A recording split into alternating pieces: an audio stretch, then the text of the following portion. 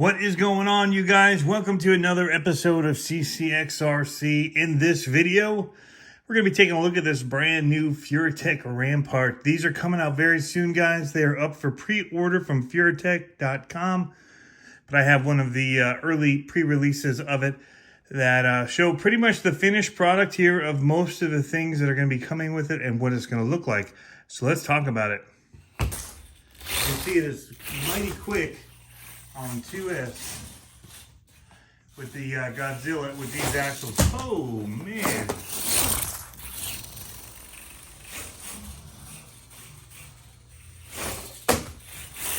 You can definitely tell the axles are freewheeling.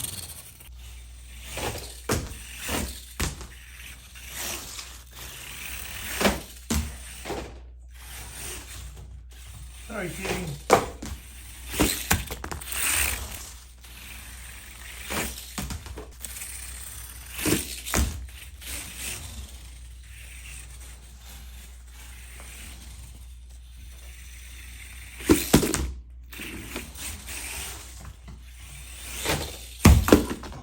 Oh.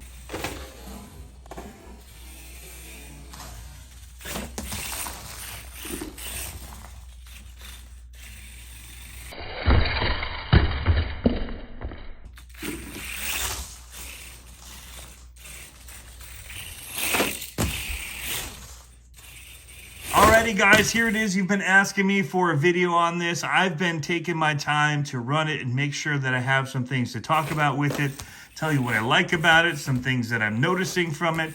I wanted to give you a little bit better than just a first look at this from the get-go. First things first though, let's see what it looks like with a body on it. 24 scale, you can pick this up at Target. I think it looks pretty awesome and it fits on there perfect. You can even see the metal from the chassis sticking out of there perfectly to the front and back of this. It's almost like they sized it to this particular type of body from Spin Master. There's Bigfoot ones you can get from New Bright. They're pretty much the same thing. All right, so let's talk about what you get. It's $200. Just put it out there because I know I'm gonna get questions. How much is it? What do you get? Let's talk about that first. It's $200 for the kit.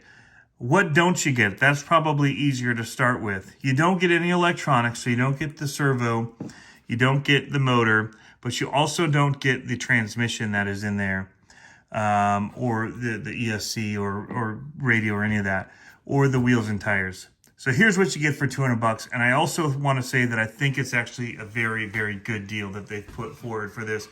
Because currently we're spending over 450 bucks to build them from SCx24s and all of that. And you'll be about that in this, but I feel like you get some pretty cool upgrades in doing that already to start with. So let's talk about what you get. So metal, aluminum chassis, plenty of thickness for this chassis as well. Especially for the scale and the weight of it, there should be no bending and anything going on with this. I like how they've done the electronics tray and the battery / electronics tray here. They've put tabs on those trays. They're slotted into the chassis, as you can see right here, how they've slotted those. And so when you pull these together, it locks them in place. There's no screws to hold them in place. You don't have to have them 3D printed that way.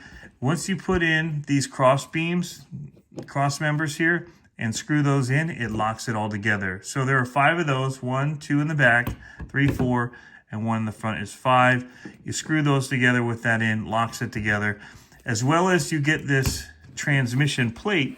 Now, why is that important? Well, because these axles and all that run off of what is basically the RGT or the Barrage or the Element RC style axles and links. So the problem with that is running their transmission, they had a transfer case sitting on this plate. So what Furitek did is they made their own, and it looks like I actually forgot to put a couple screws in to hold mine together there as I've been working on it. But you get this plate and you can put on your SCx24 transmissions with whatever motor in that you want. I chose to run the Furitek Rocketman transmission that comes with the Godzilla motor and the motor mount. because with these axles in the gear ratio and these axles on 2S, this 4000 kV Godzilla motor is all I need. And it's like super cool when I'm done running it because it's a massive motor for this size of a little vehicle. Plenty of power. You don't want to have too much because then you start to break everything. We'll talk about that a little bit as well. I've had some breakages with my CCx24s that have added more and more speed and power. And this can suffer the same ones. But we're going to talk about that. So you don't get that transmission or the motor mount in there, or the motor. You do get this plate. You get the links. You get the drive shafts. And these are metal drive shafts in there. And you get the axles, which if you're to just add up the axles, they're like $70 almost to buy them. Just complete axle from Element or whatever. With this, you're getting also, they made steel gears for those diffs in the axles. So you're not getting the plastic one. So that's another upgrade that they put into the axles in order to give us that freewheeling that we want with these. You know, you can't really do this with the worm geared trucks where it just keeps driving because the worm gears just don't really allow it. They're almost like a massive drag brake. And you know, I've noticed that when I've switched out to some of the higher speed ones, the trio ones, there's a little bit better mesh or whatever, and they do roll out a little, but not like this is doing with the diffs. They're locked, so there's really no like, you know, spider gears, all that inside of there. It's basically a ring and a pinion to the axle, and it drives it that way from the transmission. You get 8 shocks. They come with it. And then you get the steering links up front, which are aluminum. You get the servo mount / axle brace / shock mount that they've created for these. Because with the other ones, the servos mount up here. The crawlers that use these axles. So they made this mount for it. And it's all machined, you know, CNC out of aluminum. And then you also get a rear one. Now, I believe they may do this different because this is, I think they might get rid of these tabs. Don't quote me on that. But you do get a brace for the rear that also holds the shocks one way or the other. So in that $200, axles with the steel gears, you get the front and rear axle brace / shock mounts. Front definitely has the servo mount for it. Not sure if the rear will. You get the chassis, and you get the shocks and this skid plate here to convert it, as well as the drive shafts and the 4-link is what this is running. So all of that comes with it. What you don't get, again, is you don't get your receiver, transmitter, servo, the transmission, or the motor or ESC. So you're going to still be looking at probably about $400 to build one of these, unless you already have some parts that you're going to scab and put on this, because you also don't get the wheels and tires. Now, wheels and tires is something to talk about because they're hard to find, is what everybody tells me. I have zero problems going on eBay and finding an AMT model kit that's 1/24 scale and getting these ECB wheels on eBay. All of these can be had on eBay. So you have to buy the whole model nowadays. You can't just buy the tire set, but it's still only about $35. Now, they're kind of a plasticky rubber. They're not fantastic. There's slip to them. I like that they have slip because it's tearing up less parts, I think, for me. So that's one thing that it's a drawback, but it's also a little bit of a positive. You can see getting it on that bead here. So you can glue these on just like regular tires. I, again, don't. Again, it's that one more thing where that little bit of give, I feel like, has helped me out a little bit with these. But overall, this thing is an awesome performer. I've been bashing it, backflipping it. It does wheelies straight out and is so much fun. There's a ton of mounting options here for shock placement, links. If you want to do different links than these, you want to maybe do axial ones or make your own, there are plenty of mounting options for you to mount them up depending on the length that you make them. My receiver, I just run a big old Spectrum receiver. It sits right up here. There's still plenty of room for your batteries. There's plenty of room for electronics to sit in this chassis, which is good. You could even run your stock SCX24 one up here and still have room for a battery. That's how much room you have in here. If you use the old AE1, I believe it is, or whatever what is it? I don't know the number, but the original SCX24 axial branded radio and ESC/receiver combo. You can run that as just a receiver and radio, and you could run that if you wanted in here. There's plenty of room. It's crazy how much room there's. Also, clearance for your servo, so much room. Now, there's not a lot of travel, so that's one thing. And these are pretty much bottoming out. It's based on this top one here because of extension. I mean, I guess if you're at full extension, there's quite a bit. But I haven't found it to be a problem. We'll do a drop test with it, but it's pretty solid. And I didn't think it was going to be based on how thick these springs are. I thought it was going to be really springy, but it really isn't. And it handles the weight of this truck, especially when you get the battery and the other stuff in there, really, really well. It's not a lot of bounce back and all that. So I took this off so you can see the knuckle in here, kind of how it's built. It is a multiple part axle, and these C-hubs do slide off, and so they're replaceable, which is good. But it also allows you to get in there and remove your axles and all that, because the way that these are built, it's multiple pieces. I will say that, and I thought it might be a problem when I first started and I made my first video, and I actually did have this one start coming off after I was hitting it a lot. I ran into the chair and it kind of pulled this off. And so I felt like I couldn't thread it tight enough with the screw to keep it from popping again after I did have a pop. And so I think putting a longer screw with a nut on the back could help to really cinch it down on there. But then it's going to be a little bit of a steering issue if it's too long, because your knuckle will hit on it when it closes. So what I just did is I threw a little super glue on there, and hasn't been a problem. Hasn't come off again. So I kind of am treating these, I think the gears in here are so good that, and I don't think I'm going to break this. And if I did, I would just buy a whole new axle set is probably what it boils down to. So I kind of just turned it into its own solid axle that way. I didn't have to do it on this side. It's just I kept hitting this left tire on things, and I ended up pulling it off at that carrier hub. So I thought that might be a problem, and I did have an issue with it. And I will say that Tone did say that Furitek has worked on a solution for this.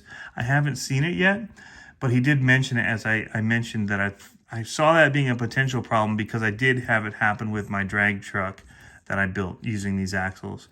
And it lasted a long time before I had that issue with this, but it did happen.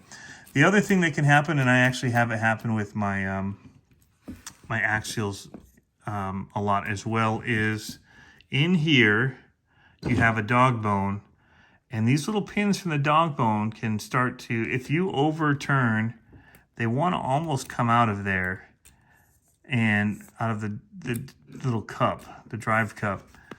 And if that happens, you can start to run into some issues. One, it'll start pulling it out as you do that too much, and then you'll have the pin sticking out, which will start hitting and causing issues, which I've had, and I broke 3 of these on my last SCX24 when I built it with the Surpass rocket motor, and just had too much steering for one. And then I was trying to do too many saves on the side and all this craziness, and it was really pulling extra on it, and I broke those a couple times. I haven't broke anything on this truck. The only thing that I've had happen is, and it was after about a week of bashing, I did have this start to slip off. And again, I've glued it, and I haven't had it slip off again. It's been on there real good. But that's not the best solution for that. It is a solution.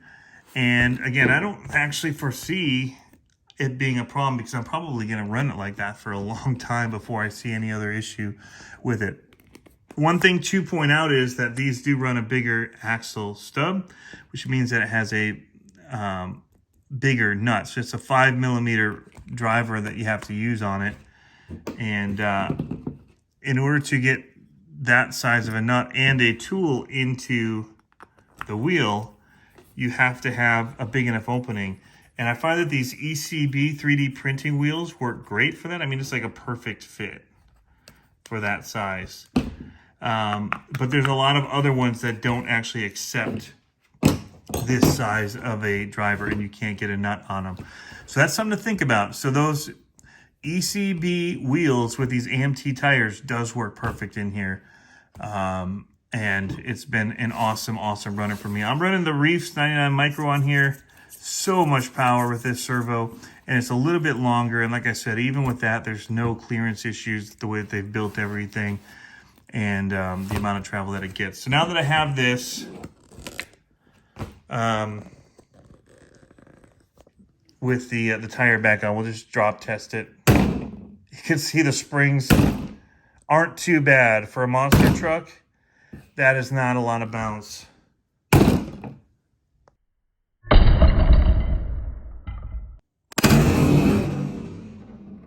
So, what to talk about with it? Handling is great. The steering, I think, is a little bit less than the CCx24 ones, which have a little wider axle to it. But overall, it handles super great. Wheelies, like I said, under power with this particular system in it on 2S. Whereas this same motor in the SCX24, because of gear reduction and all that, was pretty slow. In this, with the gearing and the ratios in it, is very fast. I think it's about the right speed. I believe Kevin Talbot even turned it down, saying it was too fast. It wasn't scaling up for him, which I agree. I don't think that these should go super duper fast. For where we want to run them and what we want them to do, and for the scale experience I'm looking for with it, this feels just about right. And even then, I'm not pulling full trigger on it most of the time. Maybe just for air control and throttling out of a few things. But overall, it's a beautiful looking truck, and I think a lot of people are going to be very happy with this, especially, again, the freewheeling that it does. That's just one more nice thing that it rolls out like that. Air control is pretty good with it, I would say. It takes a little getting used to drive them. I mean, the jumps are smaller. Everything is happening so much faster. And so, yeah, it took a little while to get used to it and get it leveling out in the air. But I was able to get it down pretty quick. It does tricks. We've done moonwalks with it. We've done, not this particular one, but the prototype one. I was running on too slick a surface to get that moonwalk with it.